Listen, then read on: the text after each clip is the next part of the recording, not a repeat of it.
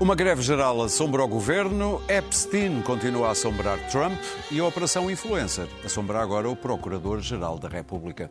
São temas para o Eixo do Mal, com comentários e análises desassombrados de Clara Ferreira Alves e Luís Pedro Nunes, Daniel Oliveira e Pedro Marcos Lopes. Lá vai o hacker para o ataque. Passa por um colaborador, passa por dois. Finta a VPN e o antivírus grátis. Dá uma revenga na firewall. Olha, vai finalizar o ataque informático. Mas a Vodafone Business faz uma grande defesa. Agora a sua empresa pode ter a melhor defesa contra ataques informáticos. Com os seus equipamentos protegidos com o Trend Micro, a partir de 1,70€ por mês, o seu negócio pode tudo. Together we can. Vodafone Business.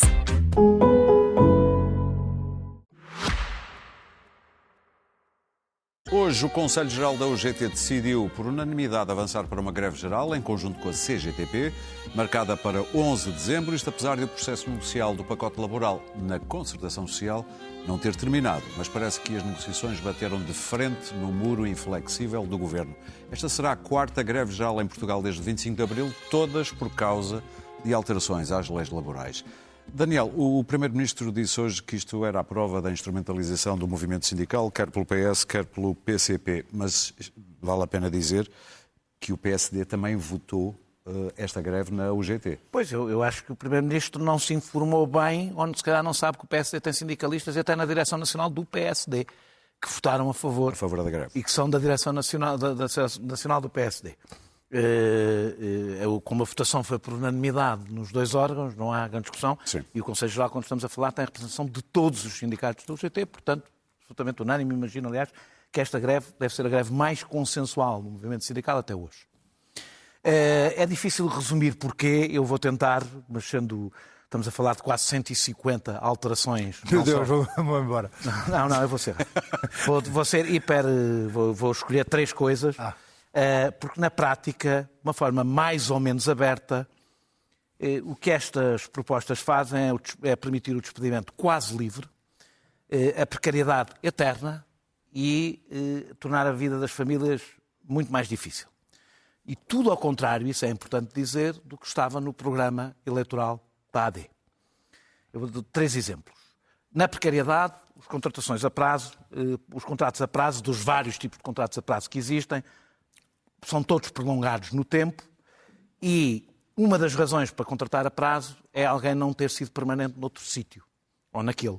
O que significa que basicamente se pode ficar precário até à reforma.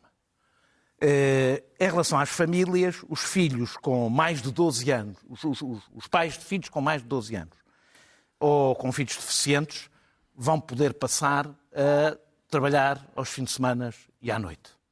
E o banco de horas individual, que dirá pouco às pessoas, basicamente permite desregular completamente os horários.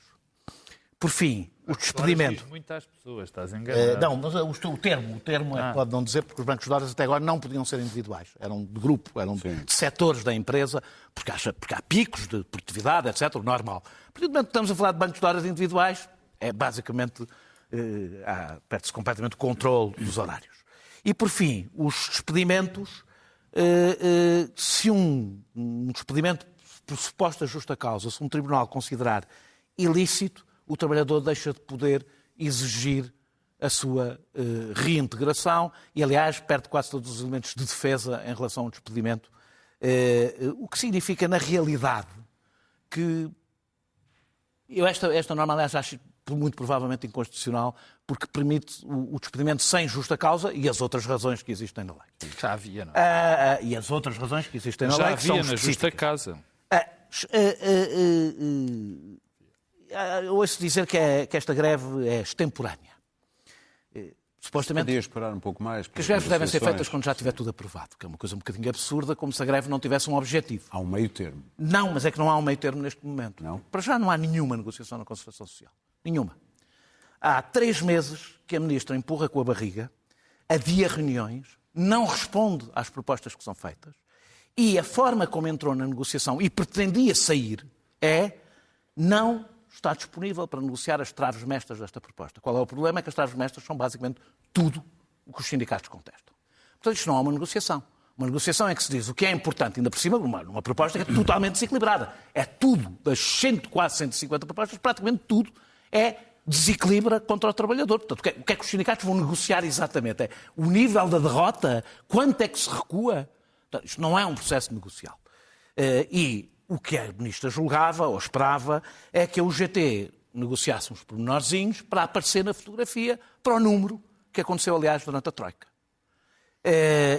Dizendo logo aos sindicatos que se aquilo não fosse aprovado ali, ia para a Assembleia da República, passava para a Assembleia da República. Ou seja, fará o Chega o papel que a ministra queria para a UGT. Dá-lhe umas vitórias simbólicas, umas coisas que se esteja a falar mais e que não sejam muito relevantes, e passou. O Primeiro-Ministro acordou agora para o que estava a passar desde julho e acordou tarde. Porque o que é preciso não é alterar pormenores nesta proposta. É mesmo o que está em causa são tudo o que a ministra considera travos mestres desta proposta.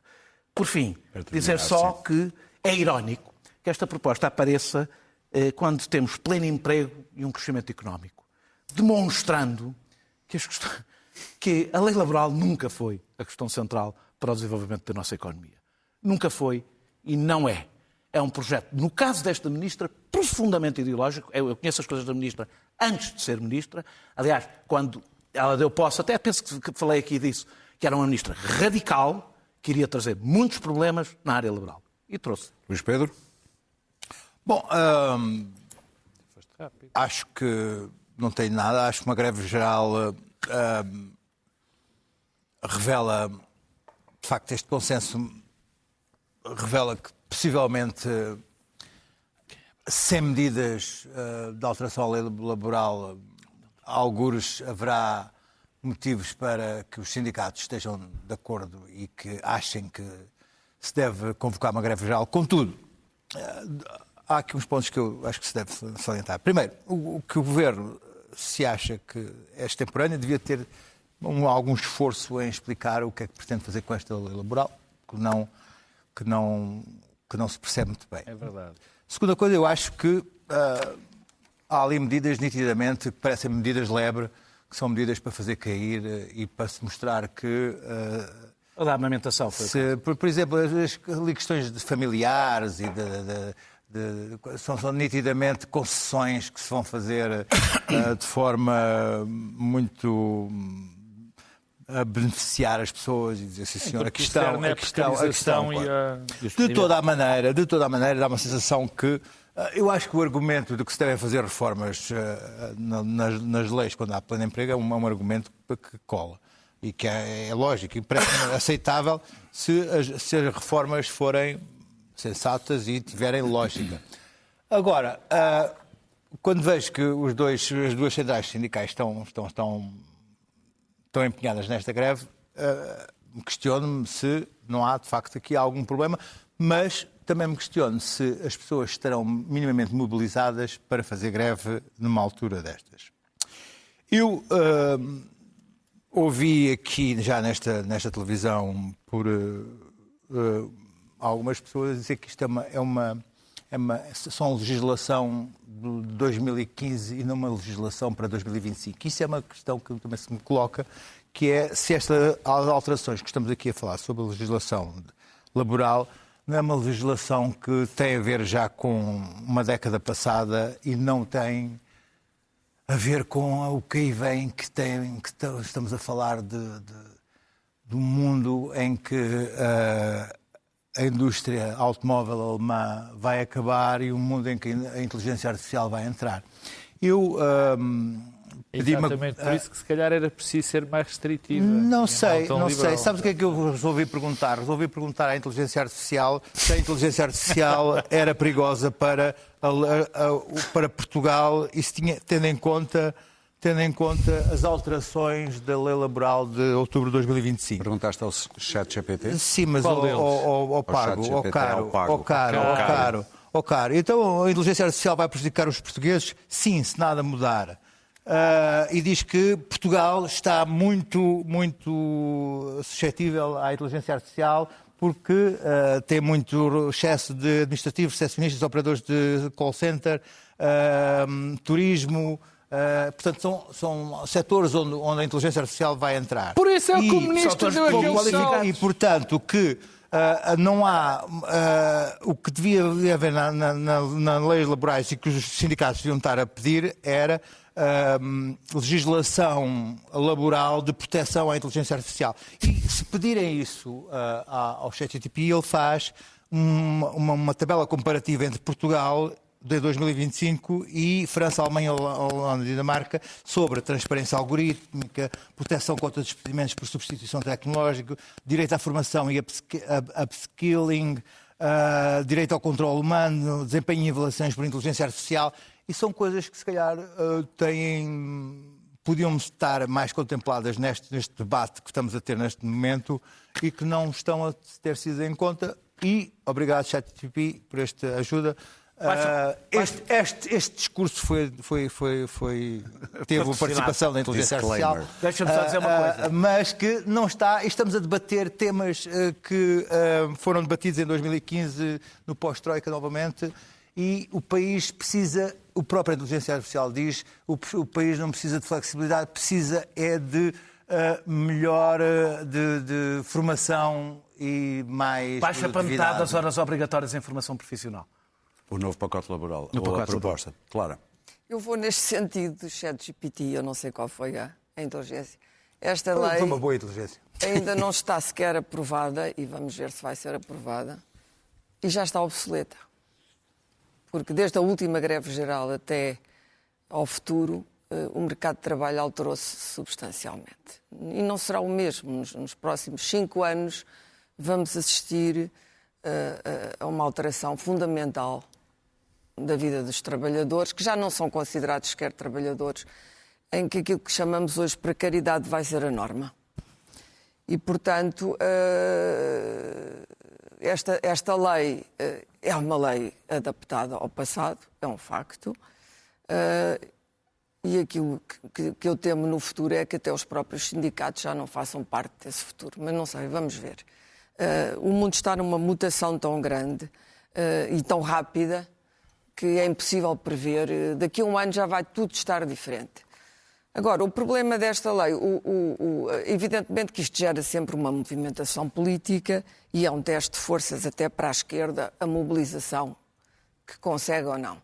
Mas, por outro lado, o governo tem 2 problemas. Tem um problema de conteúdo e um problema de forma. E, portanto, meteu o pacote em cima da mesa, aparentemente sem querer discutir com a sua própria tendência sindical, chamada TSD. Nem os ouviu. O que é um pouco bizarro, para dizer a verdade, porque a tendência sindical é do partido. Eu acho que o PSD, todos os partidos neste momento estão com crises de identidade. E o PSD tem uma. Eu acho que há um grupo dentro do PSD, chamados Jovens Turcos, que quer avançar no chamado espírito reformista, que é aquilo que muita gente pede a Montenegro e acha que Passos Coelho que era o homem certo para fazer. E depois há um PSD mais histórico, mais centrista, que quer consensos. Provavelmente o primeiro PSD que eu referi é o que vai ganhar, porque tem gente mais jovem e a mobilidade. Que sentido faz esta greve? Mais no sentido do tempo. Que sentido faz esta greve para jovens? Até para jovens que votam no Chega. Provavelmente nenhum. Esse é o primeiro ponto. Segundo ponto, para trabalhadores no ativo sindicalizados e já protegidos, há coisas na lei com que eu concordo e há coisas com que não concordo. Eu acho que os contratos a termo 3 anos não fazem sentido nenhum. Esse é para mim até o ponto principal. Uma empresa não precisa de ter um trabalhador a termo 3 anos para perceber se quer ficar com ele, se quer retê-lo ou se quer pô-lo a andar. É muito tempo, mas, como eu disse há pouco, provavelmente a fungibilidade humana vai fazer parte do quadro teórico e prático do trabalho no futuro. O Luís Pedro referiu a Alemanha. O que está a passar-se na Alemanha é um bom indicativo. O que está a passar-se na Alemanha é um bom indicativo. Mas há tanta gente que já foi despedida aos 50 anos, e, quer dizer, no Dia Mundial da Pobreza, estamos em pleno emprego, eu li uma reportagem calma. no Público de uma mulher que não conseguiu arranjar mais emprego e que tinha uma frase que dizia: vejo-me agora nesta situação de ser pobre, e de facto era de uma pobreza confrangedora. A esquerda não tem ligado muito aos pobres, tem ligado a outras questões. É uma boa altura para passar a olhar para estas questões do custo de vida. Agora está na moda a affordability. O Mandani já introduziu aqui uma alteração qualitativa no discurso americano. O custo de vida, a vida dos pobres, etc. Esses são os combates da esquerda. Os combates da direita ou do centro-direita são opostos. Por isso não espanta que o PSD tenha apresentado este projeto, que o tenha apresentado assim e que isto descame numa greve geral. Isto prejudica extraordinariamente o país. Uma greve geral empobrece, cria um clima de sobressalto ou de uma certa desordem social. Provavelmente o Governo viu isto também como um teste à sua força, não sei.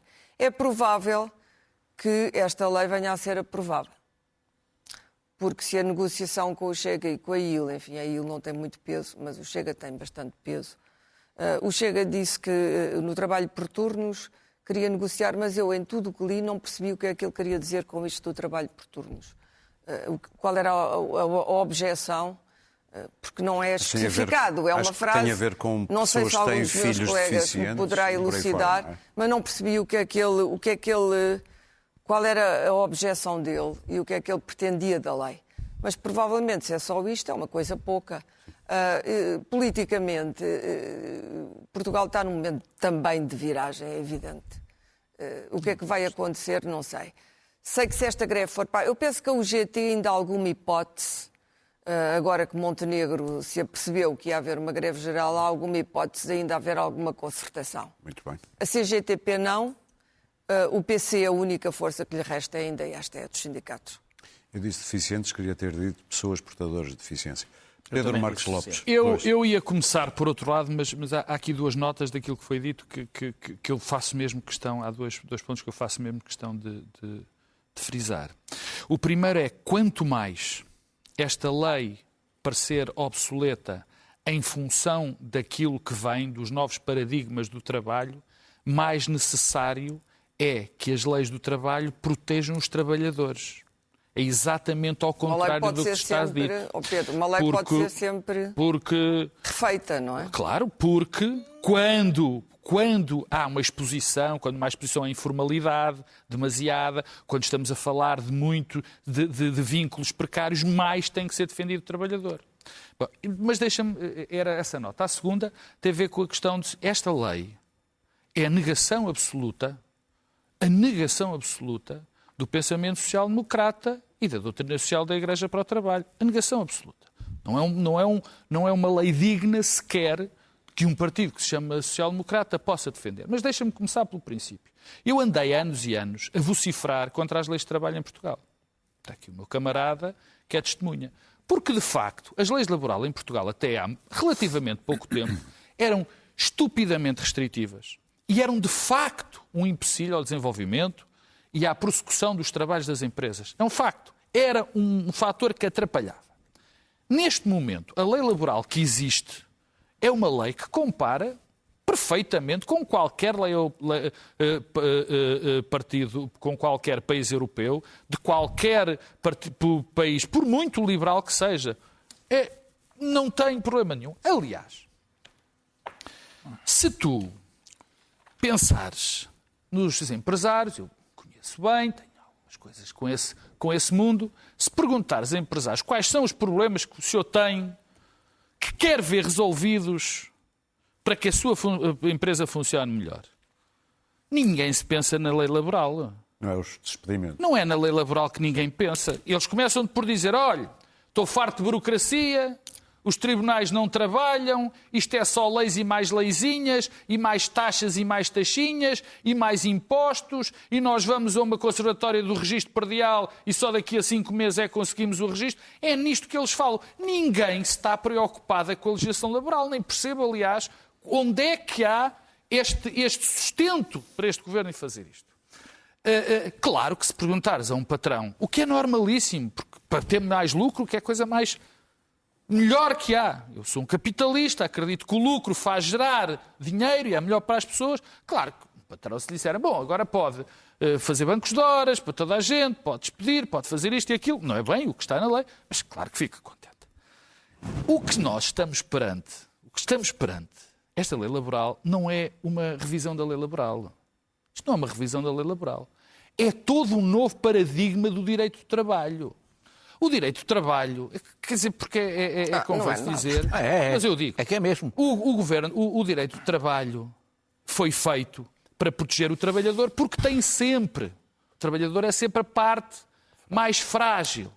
E há um conjunto de princípios para equilibrar essa relação que estavam relativamente bem estruturados. Porque nós, na sociedade ocidental, no pacto, nessa espécie de pacto depois, até da Segunda Guerra, e até anterior, a doutrina social da Igreja, que foi a maior fonte do direito de trabalho, disse, e bem, que havia uma dignidade especial do trabalho. O trabalho é aquilo que nós somos, é aquilo com que sustentamos as nossas famílias. Há uma honra e uma dignidade ligada ao trabalho. E, portanto, não pode ser vista como os outros dois fatores de produção, a terra e o capital. Tem que haver uma proteção muito especial. E é por isso que há estas proteções. O que é que aconteceu? O que aconteceu com esta lei é que esta lei, pura e simplesmente, derruba princípios que são fundamentais nessa proteção. É por isso que eu digo, quando isto é negação, quando eu digo que não é possível sequer imaginar que o Partido Social Democrata, e agora podemos dizer que já não é Social Democrata, mas é um partido do consenso europeu, valha-me Deus, tem uma lei que é alterada, ninguém sabe porquê, porque ninguém lhe pediu, que altera de facto o peso. Que repara uma coisa, quando nós falamos, eu tinha aqui a lista enorme, porque preciso de a ler e tive que a ler. Quando é a questão dos bancos de horas, isso é o menos. O fim da criminalização do trabalho informal, que é muito grave, por exemplo, para as empregadas domésticas. Tinha sido um grande avanço. Que tinha sido menos a questão do despedimento, porque aqui não estou de acordo com o Daniel, porque a questão do lei de despedimento e de reintegração, de facto, já não existia. Não, a questão é porque era um instrumento negocial muito importante. Eu percebo, mas já não havia, por exemplo, nas empresas abaixo de 10 trabalhadores, não havia nas empresas, não havia nas compreensivelmente, claro, não havia nos cargos de direção. Portanto, o que aqui se perdeu foi a noção do que é o direito do trabalho. Muito bem. Porque se nós desequilibramos as relações sociais desta maneira, vamos ter um problema social. E eu repito, e com isto termino, e com o que acabei. É quando há mais riscos de informalidade nas relações de trabalho, que é o que acontece, como disse bem a Clara e o Luís Pedro, que acontece com o problema da inteligência artificial, daquilo que vai ser o trabalho que nós não sabemos bem, é nessa altura que é fundamental protegermos esse lado. Muito bem. Porque aí protege-se a dignidade e o respeito das pessoas. Avançamos para o nosso segundo tema. Apesar de se ter suicidado há já bastante tempo, Jeffrey Epstein, continua a assombrar Trump. Esta semana, democratas tornaram públicos vários e-mails aparentemente comprometedores. Para a semana promete-se mais. Clara, Trump sobreviverá a isto? Sobrevive a tudo. Uma barata. É bom ter uma política própria em vez de ficar à espera que o adversário caia. Portanto, os democratas vão ter que esforçar-se um pouco mais do que Epstein, que é um caso até mais mediático e sensacionalista. Tudo isto para chegarmos a uma conclusão que era facílima de chegar, não era preciso o Epstein, de que o Trump é um crápula. A sério? Estamos todos chocados. Como na canção do Radiohead. Agora vão descobrir. I'm a creep. Portanto, é uma surpresa enorme para o mundo americano descobrir que afinal ele é um crápula. Bom, nós aqui na Europa, tirando os nossos queridos líderes europeus, que são admirativos e que acham que ele é daddy, que ele é o paizinho, ou mesmo o presidente da Europa, nós aqui, por exemplo, como se diz nesta casa, como se diz na rádio, já tínhamos descoberto que ele era um crápula. Agora, os mails, o Epstein é uma personagem, e eu acho que aqui... Por falar em crápulas. Por falar em crápulas. Eu devo dizer que estes mails, teríamos que acreditar que aquilo que Epstein diz é verdade. Pode não ser. Teríamos que acreditar... Há um outro crápula, mas que passa por jornalista chamado Michael Wolff, que escreveu O Sonho e a Fúria, não sei o quê. E a troca de mails com o Epstein é espantosa, porque ele está a dar conselhos ao Epstein como tramar o Trump. Enquanto o comportamento de um jornalista E até fazer chantagem, viste? É Ele do dizer mais em cima dela crapa, fazer não, dizer, chantagem. deixa-o enforcar-se e não sei o quê. Mas aquilo não faz prova de nada. Aliás, porque a Virginia Giuffre, que é a vítima, que se pensa que terá sido a vítima, e que se suicidou há pouco tempo, mas que era uma pessoa altamente perturbada, e que também tem declarações muito contraditórias ao longo dos anos sobre o que lhe aconteceu, e essa pessoa também já não pode testemunhar, já não está cá. Portanto, isto do Epstein continua, há outros escândalos paralelos, há um escândalo com um primeiro-ministro que é tratado, que está no livro de memórias dela, que é a parte mais horrível do livro, que a espancou e que lhe bateu e que foi extraordinariamente violento, que já se começou a dizer que era o Ehud Barak, não se sabe o que quer dizer que o Netanyahu quando lhe chamou pedófilo. Mas não foi o príncipe Andrew. O príncipe André, quer dizer, o que caiu foi o príncipe André e o Lord Mendelssohn, que era o enviado, era um enviado do Starmer à Embaixada de Washington, e que qualquer chefe político com 2 dedos de testa deveria ter percebido imediatamente que não podia ser o Mendelssohn, independentemente do Epstein a ser o embaixador em Washington, por outras razões do seu passado colorido. Relativamente ao caso Epstein, não, isto não vai ser tudo, posto às claras. O que vai acontecer é que vão cair de coisas a conta-gotas para ir minando aquilo que se chama a base maga. A base maga. Ora, para mim, a base maga, quando a Marjorie Taylor Greene, que é uma alucinada, perigosa, passa a ser uma mulher cheia de razão, eu também, quer dizer, são tudo crápulas, são todos crápulas. O Wolf, o Epstein, o Trump, não preciso do Epstein para nada, quer dizer, o Trump, as frases do Trump sobre as mulheres, por amor de Deus.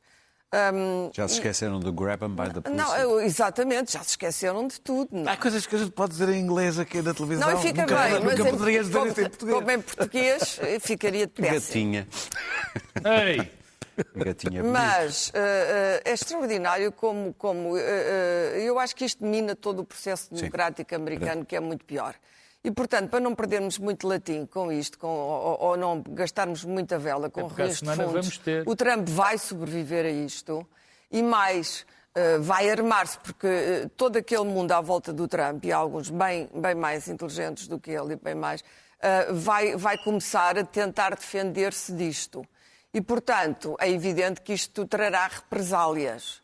Não agora. Aquilo que vai verdadeiramente atingir Trump não é o Epstein, ao contrário do que se diz, é evidentemente a inflação, é quando os americanos as tarifas vão tornar tudo mais caro. Agora chega o Natal, vão comprar os enfeites de Natal e aquilo está tudo mais caro. E isso é que vai a economia estúpido. Estamos lá novamente. Pedro. É muito rápido. Para já há aqui uma espécie de karma, não é? Porque o homem que mais acusações fez de pedofilia, que mais campanhas negras fez durante os últimos anos, acaba por ser o vítima, entre enormes aspas, do mesmo tipo de processo e provavelmente verdadeiro. Desculpa interromper, falando de trabalho digno, eu fui a primeira pessoa a dizer na altura, eu tinha um centro de massagens a Mar-a-Lago com miúdas de 15 anos a fazer massagens. É incrível. Porque é extraordinário. Quer dizer, toda a gente achou isto normal. Há uma peça no... Ter miúdas de 15 anos a trabalhar num centro de massagens. As memórias daquela senhora que se suicidou, há um ponto, eu li aquela parte que veio no Guardian, foi transcrito, aquilo era um bocado estranho porque ela nunca tinha uma massagem e de repente me dado uma massagem e de repente aos 15 anos foi a massagista. Mas não, isto agora 15 anos de idade é extraordinário, era empregada de Mar-a-Lago. Eu agora, há duas coisas, quer dizer, só isto para mim, na altura... Quero ver, mas sem esperança nenhuma, o que os grandes tradicionalistas, aqueles apoiantes da moral e dos bons costumes e contra o aborto e do casamento, da virgindade ao casamento, os grandes apoiantes de Trump vão dizer, ou seja, não vão dizer nada, já sabemos. E o segundo ponto é que quem topem o Grindr nas convenções. Há um sinal, há um sinal dos tempos, dos terríveis, assustadores, dos terríveis, assustadores tempos dos tempos que nós vivemos, que é haver a possibilidade haver a possibilidade deste tipo, eu acho que não há, mas, enfim, vaga possibilidade deste tipo cair por causa disto, quando é o tipo que rouba o Tesouro americano como presidente, que está a destruir a democracia americana por dentro, que instala a anarquia, ainda maior anarquia do mundo, que está a conduzir os americanos para a pobreza, os índices de pobreza neste momento nos Estados Unidos são uma coisa absolutamente assustadora, ainda particularmente com aquele corte todo em relação aos cupons e tudo mais. Portanto, é quase triste, mas é bem exemplar. É bem exemplar, não é só por isso. E é bem, foi da medida anterior do orçamento. Ainda está... É horrível pensar que vivemos num mundo onde isto pode derrubar, mas o facto de se destruir comunidades não derruba a coisa. Daniel. Bem, eu acho que quem tem seria estranho que os critérios morais do Donald Trump fossem muito diferentes do seu comportamento público. O contrário, quando é o contrário, ou seja, não é difícil imaginar que os vícios públicos e depois correspondem a virtudes privadas. Sim. É improvável. Ou seja, quem impõe tarifas a países que julgam amigos, como aconteceu no Brasil, dificilmente, e agora escreve também cartas a Israel para perdoarem o outro amigo, é difícil acreditar que dá algum valor à justiça, qualquer ideia de justiça.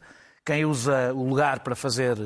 o lugar que ocupa para fazer negócios privados, que é o caso de Trump, destrói partes da Casa Branca porque quer lá fazer um salão de baile, ou manda encapuçados prender imigrantes, ou cria o caos nas cidades ou nos estados que são dirigidos por adversários políticos, dificilmente deixará de achar que o poder tudo pode. E eu acho que, na realidade, sabemos tudo sobre Donald Trump, para nada disto, se confirmar, achar que o Donald Trump por um segundo se preocuparia, porque o milionário abusa sexualmente de menores, é não perceber quem é Donald Trump. Eu li sobre Epstein que ele não tem uma bússola moral.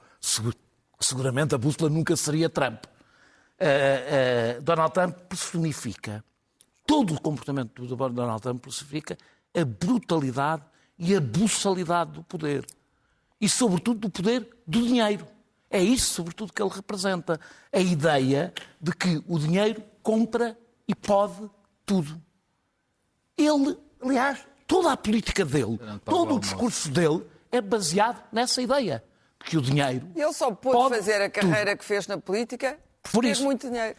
Ou seja, Trump representa, do ponto de vista de representação política, a amoralidade absoluta. Mas é a razão porque há uma atração política por ele.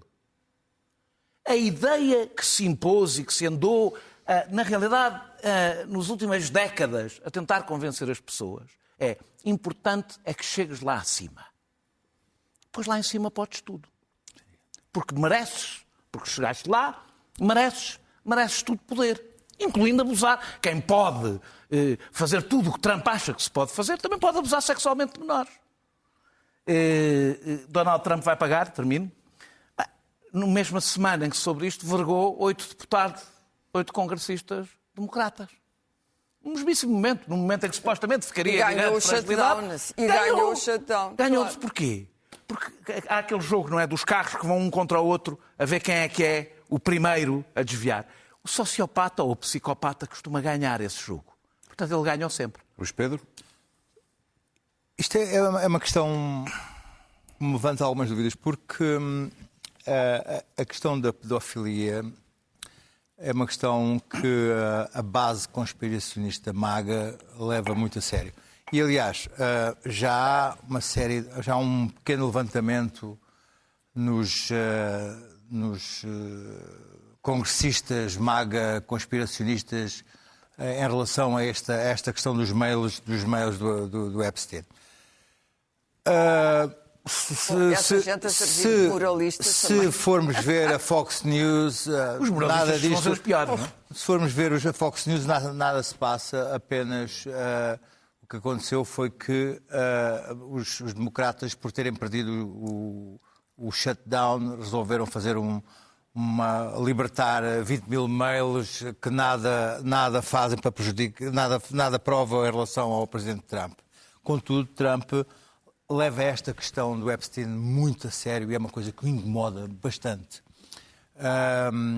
Tanto é que ontem se fechou na Casa Branca com a War Room à sua volta para tomar medidas. E aí é que se levanta a questão do wag the dog, que é como nestas alturas em que Trump está incomodado com alguma coisa, pode levar a criar uma manobra de distração que pode ser um ataque à Venezuela, como pode ser uma coisa qualquer inesperada e louca apenas para esquecer isto. Porque isto é uma coisa que o incomoda verdadeiramente. Hoje mesmo a CNN foi saber sobre a Ghislaine Maxwell, a mulher do Epstein. Mas teve um upgrade. Está neste momento numa situação que praticamente está a criar um levantamento na prisão de segurança mínima para onde foi transferida após a visita de assessores do Trump, em que dizem que ela tem uma coisa que é inacreditável, para além de estar sozinha, inacreditável para qualquer prisioneira, que é papel higiênico ilimitado. Quer dizer assim, se soubessem o que é o preço, o papel higiênico numa prisão, e o que se espera, o que se diz que se está à espera é que Trump, antes de sair da presidência, a vai perdoar. Por isso é que ela está calada e por isso é que todo este caso do Epstein, para uma base maga que é completamente alucinada, isto e Trump não bate certo. Então, o próprio Washington Post hoje fala que há congressistas republicanos que estão dispostos a aliar-se aos democratas para saber sobre a lista de Epstein e sobre os mails e levar às consequências máximas, nem que seja ir atrás de Trump. Mas vão aparecer também os nomes de uns democratas daqui em breve. Muito bem. Mas tem que ser um com tanto peso como o Trump, não há? E mais gente famosa. Meus caros, hoje temos... Daquela pizzaria, não é? Se calhar aqueles Tenho boas notícias. Temos 3 minutos para cada um para notas. Vamos começar por onde? Daniel. Queres começar tu, Daniel? Pode ser. O Tribunal Constitucional, o Presidente do Tribunal Constitucional foi ao Parlamento depois de uma sucessão de acontecimentos caricatos. O primeiro é que o Presidente do Tribunal Constitucional está há mais de um ano a pedir para ser recebido por Sua Alteza Real o Primeiro-Ministro Luís Montenegro. Eu não consigo sequer imaginar como é que um responsável por um órgão de soberania espera um ano e tal para ser recebido pelo Primeiro-Ministro e não é recebido na semana seguinte, no dia seguinte. Estamos a falar de uma figura do Presidente, não interessa quem é a pessoa. Mas eu tenho cada vez mais a sensação que o ego de Luís Montenegro não estava preparado para este cargo. Porque a rapidez com que a arrogância tomou conta de todo o seu comportamento com os jornalistas, com o Tribunal Constitucional, com tudo, é extraordinário. Esgotado o tempo de um ano e tal a pedir para falar com o Primeiro-Ministro, como tem a ver com uma questão orçamental, pediu para ser recebido na Assembleia da República, porque não tinha outro remédio, coisa inusitada, não é? Um Presidente do Tribunal Constitucional, para conseguir falar, ter que ir a uma audiência na Assembleia da República. Porquê quer falar do orçamento do Tribunal Constitucional e da entidade para as contas e financiamento dos partidos, uma coisa que os partidos não adoram, e, portanto, se calhar, se for pobrezinha, é melhor. Bem, nós vemos quais são o que é que ele está a exigir a uma gota d'água no que é um Orçamento de Estado. É irrelevante no que é o Orçamento de Estado. E na Assembleia da República, na sessão que foi hoje, o Carneiro, não sei se é uma figura que parece, um deputado que parece acabar de sair de uma associação de estudantes, não pela idade, mas pelo comportamento que costuma ter, resolveu, além de dar partes enquanto falava, como se fosse um deputado, enquanto falava, umas bocas, etc., insinuar que o que eles queriam era renovar o parque automóvel. Eu acho que o PSD não se está a aproximar do Chega só em alguns dos princípios fundamentais em que julgávamos que havia um cordão sanitário. O desprezo que começa, o abandalhamento institucional também começa a seguir, segundo a bitola do Hugo Soares, que é quem dirige a tropa de choque, que começa a ser... Aquilo que assistimos hoje é uma indignidade perante o Presidente de um órgão de soberania que é o Tribunal Constitucional. Muito bem. E a razão por que isto acontece é porque chegou ao topo da política pessoas que não têm, do meu ponto de vista, estatuto para lá chegar. Mas chegaram.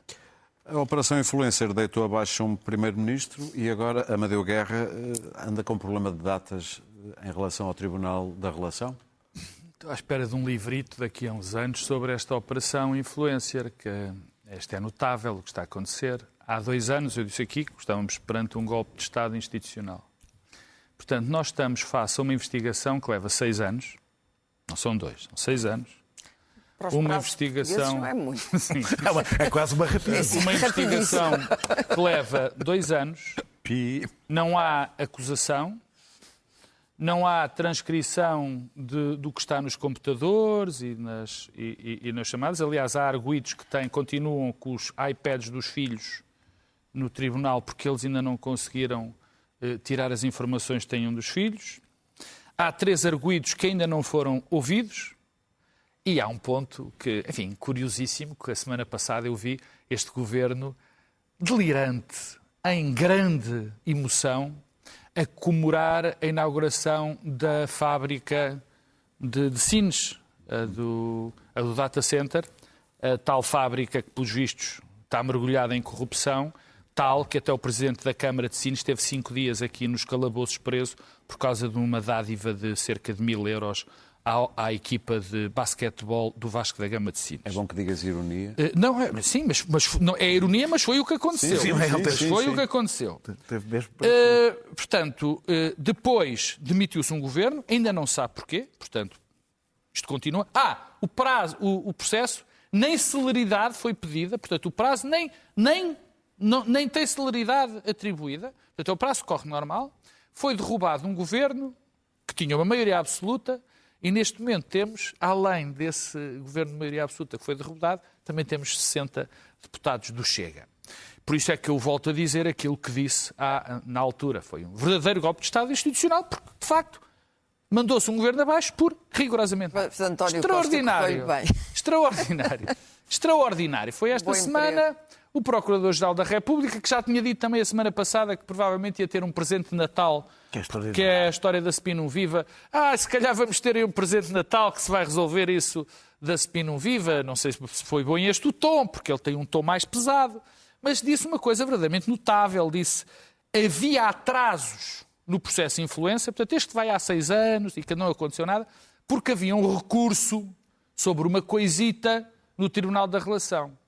Ele disse isto. E literalmente o que estava a dar a entender é que o Tribunal da Relação nunca mais... Sim, não, é o costume. É o costume no Ministério Público, é culpa de toda a gente, menos deles. E então o Tribunal da Relação veio dizer, olha, não, desculpa, é mentira isso. Desde setembro que está resolvido. Desde setembro que isso está resolvido. E o Procurador-Geral da República disse, se calhar não vi. Portanto, o Procurador-Geral da República é notificado e se calhar não viu. Não viu. Portanto, o que é que isto temos? É um caso que ninguém fala, que deu cabo de toda da nossa geografia, digamos assim, política, fez correr o que fez correr, a justiça é como se não tivesse responsabilizado por nada e passado 6 anos, muito bem, nada se passa. Luís Pedro Nunes, a notícia desta semana, o turismo assassino na Bósnia. Sim, eu... A partir de 2000, com a guerra no Iraque, as guerras começaram a ser ascéticas, os jornalistas começaram a ter que ser embedded dentro Começou na guerra do Iraque. Com os militares, deixaram de se ver mortos, deixaram de se ver os corpos, aliás, agora então com os drones muito menos. Mas nos anos 90... houve uma guerra horrível que nós assistíamos diariamente a imagens horríveis. Eu estive em Sarajevo e estive pela Bósnia. Aquilo era uma coisa mesmo horrível que víamos. A avenida dos snipers era uma coisa que arrepiante mesmo. Que via-se que eram as pessoas para fazer a sua vida em Sarajevo tinham que atravessar uma avenida e havia uma zona de snipers que atravessavam. As pessoas às vezes atiravam aos joelhos para elas ficarem deitadas e enfim...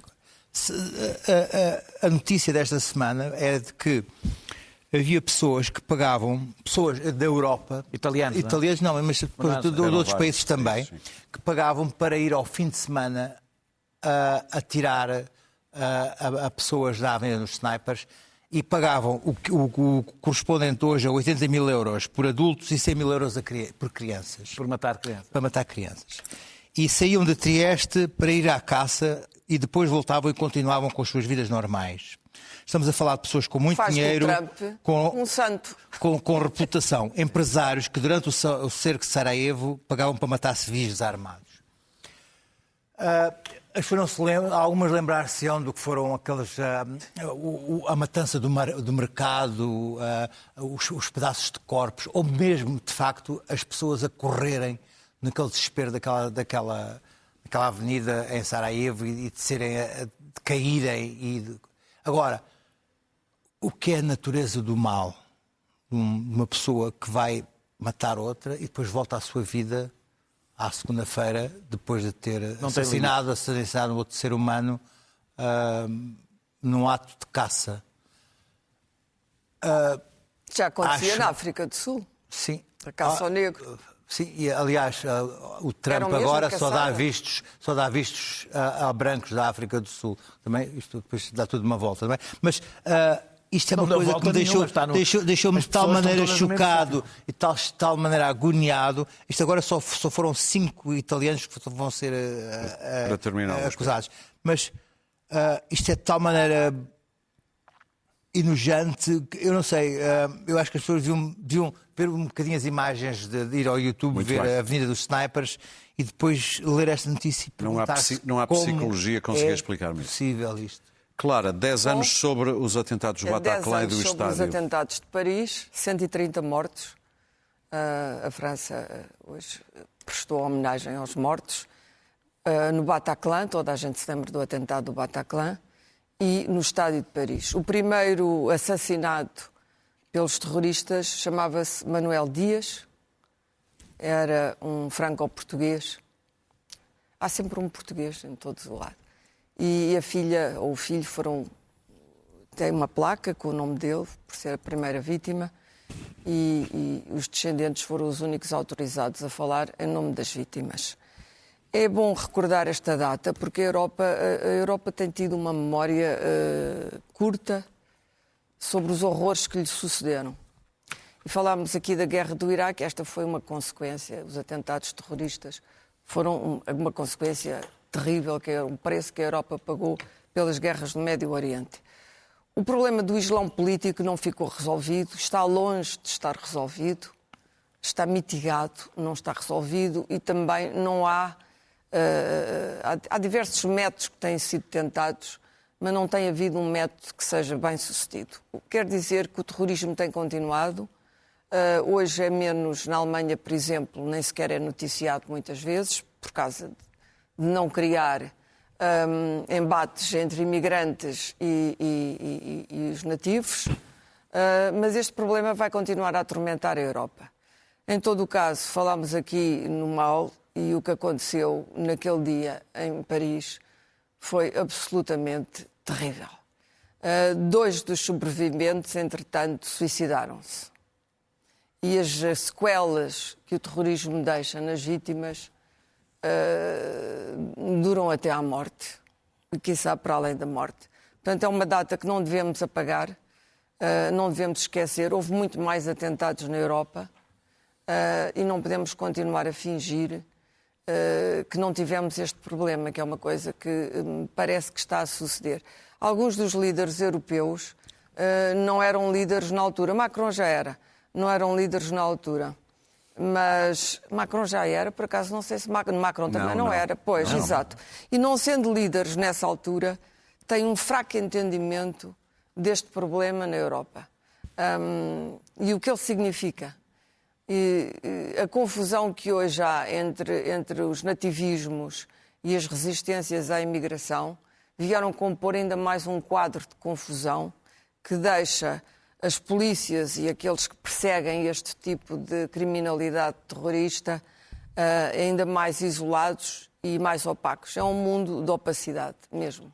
Muito bem. Deixas-me só dar uma notinha. Muito rapidamente. É muito rápida. É só para pedir às pessoas que vão ver o Entroncamento, um filme do Pedro Cabeleira sobre o entroncamento. Quando ele é um estiver filme disponível.